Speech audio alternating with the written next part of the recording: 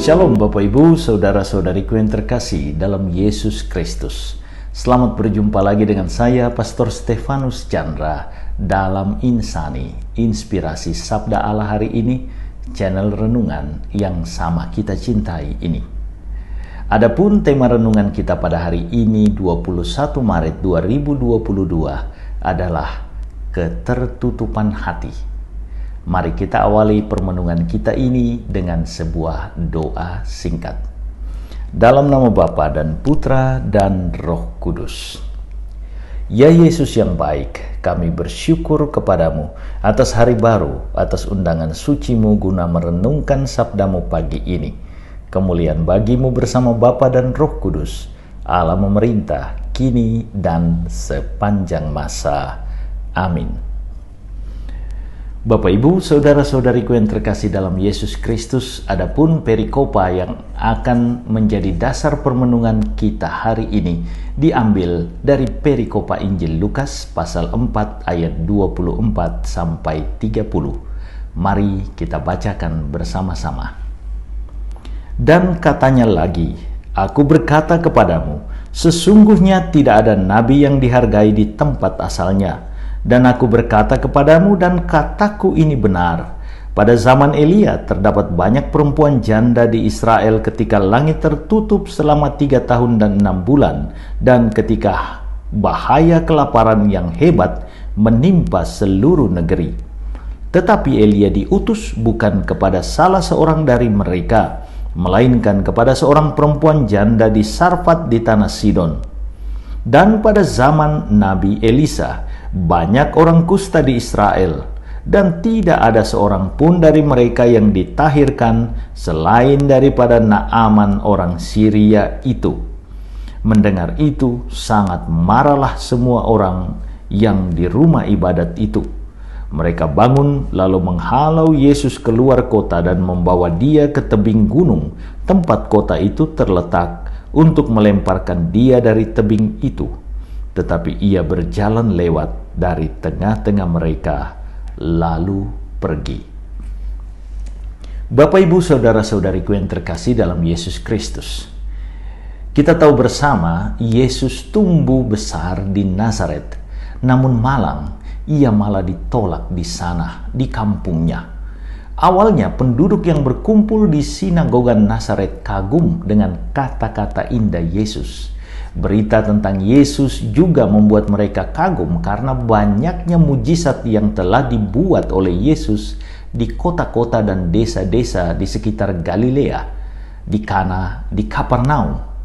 Namun tidak begitu lama perasaan kagum tersebut berubah menjadi kecewa karena Yesus yang tersohor itu ternyata orang yang mereka kenal sejak kecil. Mereka menemukan orang yang sangat biasa sekali bagi mereka. Itulah sebabnya Yesus mengatakan bahwa seorang nabi diterima di mana-mana, tetapi tidak diterima di tempat asalnya. Tampaknya penduduk Nazaret tidak dapat menerima kenyataan bahwa tokoh terkenal dan pembuat mujizat hebat itu adalah anak tukang kayu, tetangga mereka. Tindakan penolakan tersebut merupakan hal yang lumrah terjadi juga pada zaman kita. Pada umumnya kita menilai orang berdasarkan apa yang tampak di luar, seperti keturunan bangsawan, berasal dari golongan ekonomi yang sangat mapan, berasal dari ras tertentu, punya relasi dengan orang-orang yang berpengaruh, dan embel-embel sosial lainnya yang menunjukkan kelas sosial seseorang. Jarang sekali kita masyarakat timur menilai berdasarkan kualitas individu seseorang. Hal ini membuat banyak penerimaan dan penolakan menjadi tidak masuk akal. Dalam dunia kerja misalnya, orang diterima dan ditolak dalam instansi tertentu banyak kali berdasarkan status sosial, agama, ras, relasinya dengan orang dalam, atau hal-hal lain yang tidak ada kaitannya dengan kualitas yang dibutuhkan dalam pekerjaan tersebut. Sebagai orang Indonesia, kita juga sering kagum menilai tinggi produk asing tetapi memandang rendah produk dalam negeri. Memang rumput di teras tetangga seringkali lebih hijau daripada rumput di teras sendiri. Inilah wujud lain dari keminderan yang dipamerkan secara nyata. Yesus heran dengan ketertutupan hati orang-orang Nazaret yang telah mereka tunjukkan sejak zaman nabi-nabi Elia dan Elisa, yang justru diapresiasi sebagai nabi Allah oleh janda di Sarfat di tanah Sidon dan Naaman orang Syria. Orang-orang asing justru kagum dengan nabi-nabi Israel, sementara di Israel sendiri nabi-nabinya dikejar dan dimusuhi layaknya Elia dan Elisa. Yesus dengan penolakan tersebut tidak berhenti mewartakan keselamatan. Penolakan dari orang-orang sekampungnya justru menjadi daya lecut bagi Yesus untuk mewartakan keselamatan kepada segala bangsa, kepada semua orang. Inilah ajakannya bagi kita sekarang ini, untuk justru menunjukkan kualitas diri dan tidak mandek jika kita mendapatkan tantangan dalam hidup kita. Keselamatan Yesus memang hanya diperuntukkan bagi siapa saja yang terbuka menerimanya. Situasi sosial kita yang cenderung melawan kualitas individu justru harus menjadi daya lecut bagi kita untuk membagikan standar tinggi dalam kehidupan sebagaimana layaknya guru kita dan junjungan kita Yesus Kristus. Di tengah masyarakat yang korup, kita harus bersikap jujur. Di tengah masyarakat yang cuek pada sesama, kita harus menampilkan kepedulian.